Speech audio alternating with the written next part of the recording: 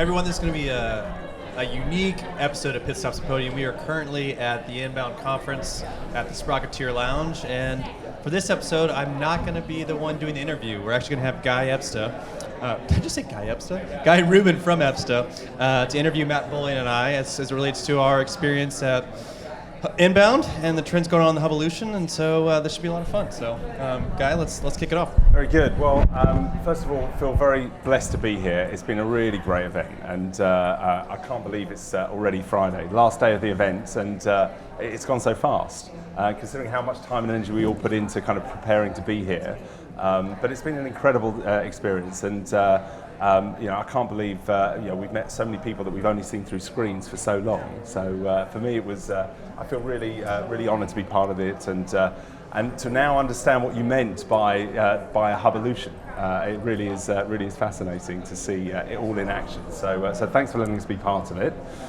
So I suppose I want to start off just by getting everyone's opinion on HubSpot's latest announcements, because we saw the keynote on stage a couple of days ago, and lots of new releases and new features coming through, and no one will be surprised to hear that HubSpot are talking about AI. So what are your thoughts on their latest developments? Matt, I'll get started and feel free to chime in. I think Yamini spoke quite a bit about how the world's shifting and how we need to be mindful of technology, and then Andy Petrie went into the products. Guy, you already mentioned the Hubolution earlier, and I think that it's no longer a feature issue, it's an education issue. And I think this is a great opportunity for us to all see what HubSpot's building as it relates to the smart CRM. So I think there's some really neat aspects around AI with marketing. What I was really excited about is what's going on in the CRM space. And what now, as we think about scaling teams, what sales reps and SDRs can now do inside of HubSpot, that candidly was a blocker before. And so when we think about the Hubolution and moving off of tools like Salesforce, where there may have been some issues or gaps around how do you prospect, a lot's been negated. And they're going to have the same integration with LinkedIn that Salesforce has. And so it's a really exciting time. And so it's fun to see what we've been preaching and been hoping for is starting to come into reality. So that's what I'm most excited about as it relates to that product side. Yes, AI is really neat on the marketing, but really the CRM side. Matt, what about you? It is a education issue, not a feature issue. And I walk away with that same line, but I already thought that. So part of this, that's number two, is HubSpot pushes out releases in a way that if you haven't seen the product in 2 months to a month, you no longer know HubSpot. And so you come out of this, that's not gonna stop for another year. So I'm really excited, like what will HubSpot look like next year? And I just leave excited with that. Yeah, no, I think that's really valid, and it's lovely to see all these AI features coming into the product, and they're definitely gonna make everyone more productive. I think the key question for us all now is whether they're gonna make us more effective. And we've seen it a number of times in the past where these massive progress in technology, and it does take a big leap forward. But the key question is it going to make every AE more money? Are we going to see more deals come through? And I think that question's unanswered. But it's exciting to see what AI is doing, and it's amazing that HubSpot are really part of the real forefront of that. And I think you're right. We've kind of gone past the point now of HubSpot just catching up with Salesforce. I think what we're seeing is that actually they're actually surpassing a lot of what Salesforce can do, and their approach has been kind of very consistent all the way along, and this simple, easy to use, consistent approach across the revenue engine, not just marketing or sales, but all together. I think eventually it will win out, and we're starting to see that already. Yeah, and I think one of the things that Yamini talks about is the last mile of human intelligence. We're moving from information to intelligence, and so now it's more important to know what questions to ask versus how to actually create that report. And this gets even the Ebsta side is now you can just ask the question, the reports are built for you. So it gets to be very smart in terms of how you can, like, think about a VP of sales, you may not know how to build reports, but now you have that superpower because of AI. So the ability to move fast and ultimately impact change is demonstrably different now than it ever was. Yeah, no, I absolutely agree. And for those in the recurring revenue ecosystem, we all need to now recognize that recurring revenue is just a function of recurring value. And what's beautiful about the way that HubSpot works is that we're able to kind of track all that now in one system. And I think that's the revolution we're going to be starting to see. So we've talked about all the good things that we've seen today, but I have to then ask the obvious question as to if you had a magic wand, what would you like to see HubSpot do next? Matt, I'll let you take that to start. Man, that's a doozy.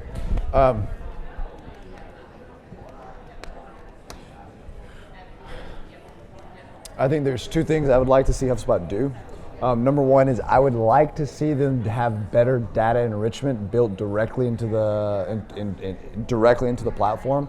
If they're going to have sales live inside of it, it's a function that must be done either through a greater partnership with pre-existing or through building it themselves, so they can be doing more organically. You still have to go off platform, and they need to address how that occurs. Number one, they started to address the CPQ with like a deal hub, like a deeper integration, and so I'm excited that they're doing that. Number two is they need to have not build a platform. They need a programmatic way to talk about vertical specific builds as a company. Like, here is our manufacturing vertical specific build. Here's the tools we recommend, and to be able to push that out. And that is how you will drive momentum and be able to start taking, if you start talking about Hubolution, in specific verticals. Yeah. So I just wish they into those two ways. There's a product called Super that I think helps with some of that, right? Yeah, I feel very passionate about that. It's funny. From my perspective, one of the great things about HubSpot is that all of the activity is automatically captured, and so the Ebsta analyzes all the signals that lead to revenue. And so, unlike Salesforce, most of those signals are actually already in HubSpot because you can sync up your mailboxes and your calendars automatically to the system, and we can go back historically and see how they'd affected deals in the past, and we can use that data to benchmark the deals in flight and see where the risks are. The bit of the puzzle that we have missing, because we're all about forecasting and pipeline insights, is setting quota inside HubSpot. It's one of the most annoying little features for me that I want them to fix. Yeah, I hate goals inside. Yes. I do not like the goals inside of HubSpot. I wish that was fixed. That's a really good point. Yeah. It doesn't work the way I would like it to. I think the other thing that I would love to see HubSpot start to do, and this gets into what you were just describing, Guy, around recurring value, is how do they solve for the CS function? And I think there's a lot of investments being put into Service Hub, but like if you think about the gain sites of the world, how they start having that type of functionality and support, whether it's through partnerships or a build, I think that's the next frontier that we'll start to see in terms of the retention side. That'll be really exciting. Yeah, I agree with that. I think it's interesting that because they started top of the funnel with marketing, now they've moved heavily into sales, and this isn't just a half step. They now have a CRM that can compete and beat all of the rest of the market. And I saw a stat the other day that said that this year it's now become the fastest growing CRM in the world, which is a major step forward. And you're absolutely right. The next logical step is really to break the back of CS, and I think we'll start to see that come through. So look, let's move on and talk a little bit about ourselves and what we've achieved over the last 12 months. So is there anything in particular that you're really proud of since this time last year? I can't believe it's been a whole year since our last time we were all together here at Inbound. So tell us about what you're most proud of over the last 12 months. There's a lot, candidly. Look, we were in a booth last year. We're in a lounge this year. It's fun to see the growth of the company. I just came from an event where one of our people were speaking on the front stage. So to see, one of the things I really am proud of is our people. And so when we get to see our people flourish and have opportunities, that means we're doing something right. And so that's what I love to see. And I think ultimately the value we create for our partners and for our sponsors. I mean, the Hubolution is an ecosystem. And so we talked a lot about education, not feature. To have the ability to invite partners into that narrative and for them to buy in and believe in it, we want to captivate the market, and the way in which we do that is through a movement. And so that's probably what I'm most excited about. I think the other thing for us is Matt and I started RevPartners a while back, and to see it really being a people-led movement now. It's not our company. We're not the ones driving the day-to-day. And so that's been a really exciting change and development. How about you?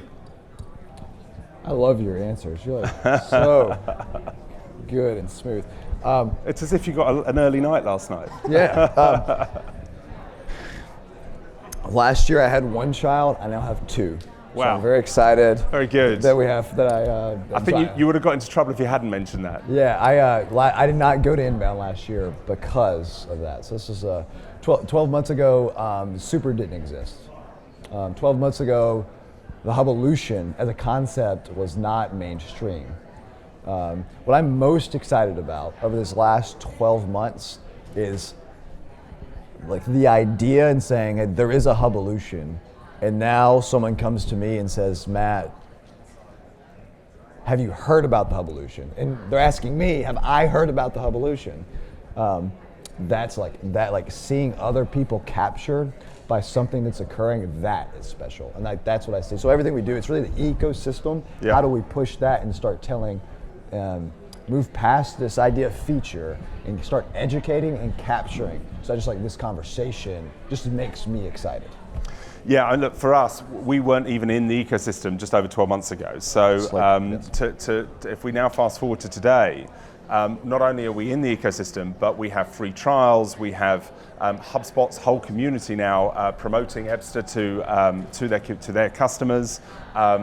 We've been pre-selected as one of a dozen tools that HubSpot are working really closely with to promote as we deal with a specific challenge around revenue intelligence and RevOps and forecasting. And it's incredible to be part of that at such an early stage. I think it's, I had a conversation with someone yesterday. It really feels like where Salesforce was about a decade ago, where it was growing at a pace, but it was still small enough for everyone to know each other. And we're running into people that we all know and have met before on the screens. And to live in a world now where we're now doing more HubSpot, we're onboarding more HubSpot customers every week than we are Salesforce customers. And considering that we've got 450 customers in the Salesforce world, it's insane to see how fast the HubSpot world is moving for us. So yeah, really excited and proud to be part of it. Yeah, Guy, it'd be interesting if you don't mind sharing, like percentage of revenue tied to HubSpot last year versus this year.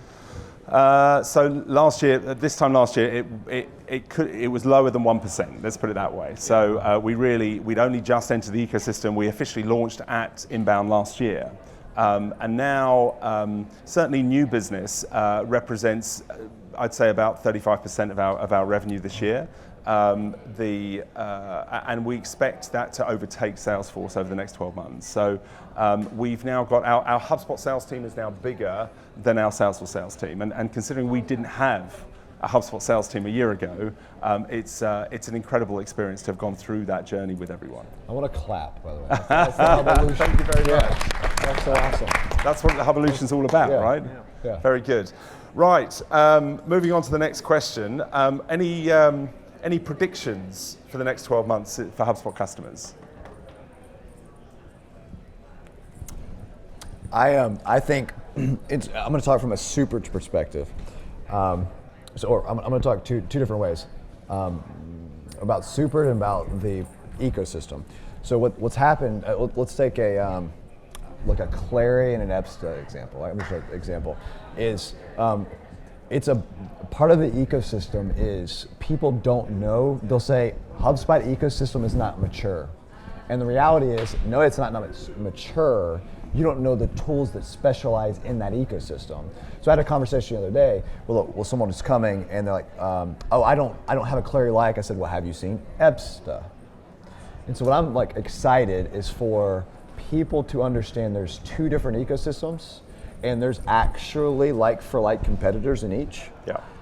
And there is people who specialize in Salesforce, people who specialize in HubSpot, and that is okay. And to start the education, I think I'm very excited for those things to start happening. Arrows, Ebsta, Super, Happily, it's starting to happen. Right? Yeah. The next for Super, and you heard me talk about the vertical specific plays, is I'm very excited for HubSpot to go to market with a vertical specific, pre-configured, here is our tech stack, here's how we win, that Salesforce has. I can have push button, here's my nonprofit higher ed tech stack. If you want to win, here's how you win in reoccurring revenue SaaS platforms. If you have PLG motions, here's our 3 tools we work with and we'll go and win. Here's that. So I'm excited for those two, this both it is a like-for-like ecosystem for tools that are comparable and industry for industry like-for-like. That's what I'm excited to see. And that will happen in the next 12 months. That is and I already see it. So. Yeah, I think to expand on that, I think the overarching narrative is there's macro trends is there's a great consolidation occurring for the CRO. And so they're looking at how do they consolidate tech stack, how they consolidate services, and I think HubSpot's can continue to buy into that narrative. And so as the organizations are shifting from having silos to moving things into a CRO type function, there's going to be a tech stack consolidation. You've already seen it with the product roadmap of what HubSpot's doing on the prospecting side. And so even like getting into things like data enrichment, how do we do nearbound activity, all embedded inside of HubSpot, and people like Ebsta are going to win. When you focus on a specific CRM, I think the people that go deeper with fewer from an ecosystem play perspective are going to have a really good 12 months. Yeah, I mean, we do a lot of analysis of data. So we recently launched a report which you can download from the website, where we analysed 3.2 million opportunities across $37 billion worth of pipeline. And we do it every 6 months to try and understand the signals that we're seeing in the market, so we can report back and give everyone some understanding of what's going on. And I think what HubSpot customers need to be aware of, what we're seeing, is that we are seeing the numbers recover. The win rates are starting to pick up again. The time to closes are reducing, and the average deal values are not as discounted as they were, say, 6 months ago. But the conversion rates seem to still be very low. So we're seeing a lot more activity at the top of the funnel. We think that the metrics that you had 6 months ago or 12 months ago, if you're still using those as a benchmark, you need to be wary of that. The conversion rates seem to be lower. There seems to be a lot more interest, a lot more people window shopping, and there's a lot of activity at the top of the funnel. And we need to introduce this discipline for the sales teams to make sure they're doing the qualification methodologies and really capturing that information before investing more time with the prospects. Because we're seeing a lot of sales processes being run now that have no end date, that aren't actually closing win. And so I think HubSpot customers need to start thinking about making sure that sales resources are expensive. And if we're investing time with the customer, it's not just their sales process, okay? It's really ours. And we need to own that and only allow people to take up our time if they're real. And I think what we're seeing is that there's a record amount of slippage, for example. So we know that slippage is a good indicator that deals are likely to close lost. So deals that slip past 4 weeks have a close win rate that's half of the win rate before that. So just be conscious, we're seeing more slippage than we've ever seen before. 39% of deals now are slipping after stage 2, more than 4 weeks. So I'd say the good news is the data's there, right? We have the information we need to be able to be data-driven in these things. And so don't ignore the data, lean into it, because the world's changing around us and we need to understand what signals are driving those revenues.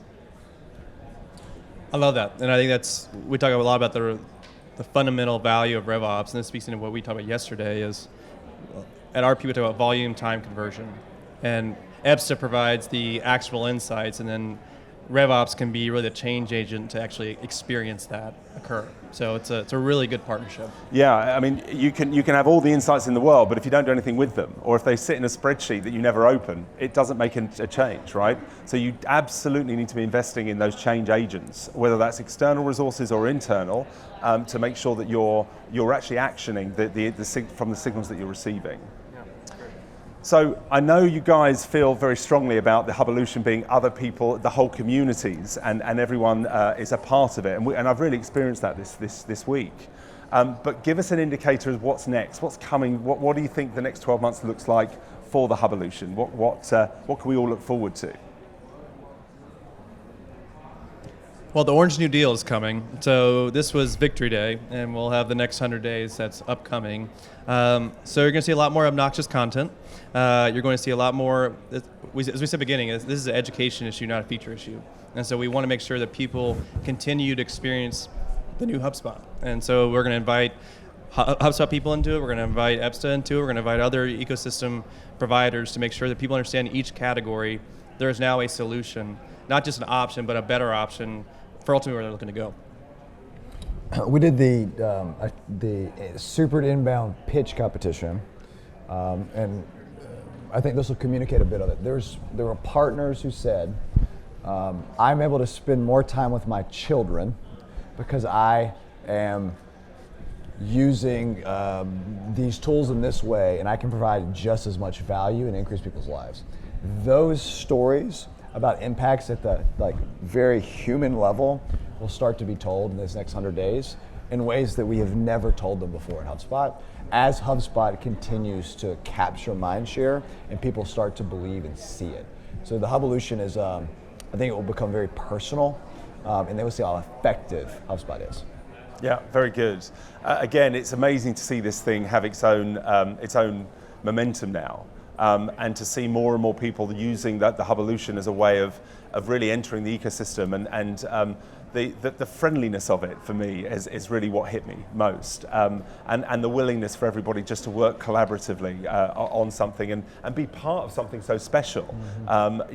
Being on at the ground floor almost, and you can see. You said yourself last year it was a booth. This year we're in a lounge. Goodness knows what's going to happen next year, right? So it's incredible to be part of it, and the maturity for you guys just to let it grow on, as part of, and everyone to be part of it is fantastic. So really appreciate what you guys have done. So and looking forward to the next 12 months on that front. So moving on, I suppose, to kind of inbound and what we've all experienced over the last few days. I know it's been a real whirlwind, but is there one particular session that you enjoyed most, or something in particular that you've learned from this week that you're going to take with you as you move forward? Matt, did you go to a session this week? I went to the 10K inbound super pitch competition. Very good. Yeah, I heard that was the most well-attended and most valuable session out there. So, yeah, very good. Yeah. I'm going to take away from inbound. So this is my first inbound, have not been, is my objective next year is to get at least four other people in the Hubolution to have neon colors at inbound. And I want the Hubolution to be seen. So I'm coming away, I'm like, man, let's not wear muted colors next year. Okay, so in other words, if you're coming to inbound next year, bring your sunglasses. That's the note. Yes, okay. Everybody's going to get gooder sunglasses. Very good. It's going to be fabulous. My favorite memory will be Yamini dancing on the Sprocketeer after party dance floor. So that was a highlight for sure. Yes. Yeah. There is video evidence of this as well. So maybe we'll put a link up. I don't know. What was your highlight? For me, again, it was really the opportunity to engage with the community. I think what's really blown me away is how friendly and supportive everybody is, and we've had other app partners, consulting businesses, and people from within HubSpot come out to seek us out, to try and to meet us in person, and wanting to find out about what we're doing and our perception of what they can do to help us run faster. I have talked about adding quota into HubSpot more than a dozen times this week, I can promise you. So you never know, it might be coming. So no, it's just great to put faces to names and to actually see people in person and to be part of this movement is been fantastic. So yeah, I think RevPartners and the Hubolution are really my highlights. Appreciate it. So we've only got a few minutes left, but I wanted to leave off with talking about the individuals that are inspiring us most in the ecosystem. So is there anyone in particular that you've been inspired by within the ecosystem over the last few days?